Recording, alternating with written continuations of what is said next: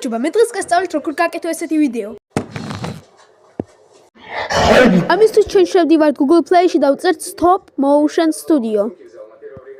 და ცოტათი ჩამოვწევთ და ვხედავთ აი ესეთ ფოტოს. გადავიწერთ ამას და შევდივართ. ჩვენ რო შევქნათ ახალი ვიდეო, ვაჭერთ New Movie. ჩვენ გადავდივართ თავარ გვერდზე და ვაჭერთ ფოტოაპარატს.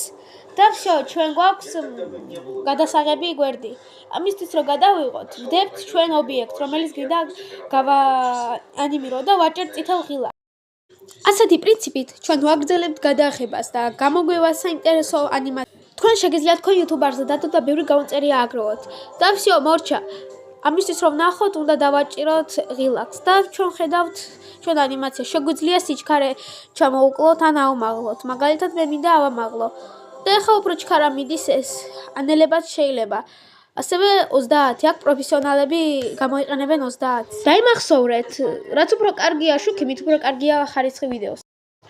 აქ ასევე არის ძალიან ბევრი რეჟიმი, 4K რეჟიმი, სხვადასხვა ფილტრები და ასე შემდეგ, ამიტომ პროფესიონალური ვიდეო თქვენ შეიძლება გამოგივიდეთ. ასევე არის მწვანე ფონი.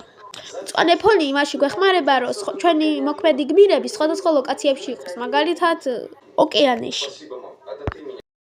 ამიტომ გამოიყენეთ. შეიძლება მე შევაფასო თქვენი ნამუშევრები. ყველას წარმატებები. როგორც გამოიწვევთ არხი და დალაიქეთ ვიდეო. ყველას წარმატებები. კარგად.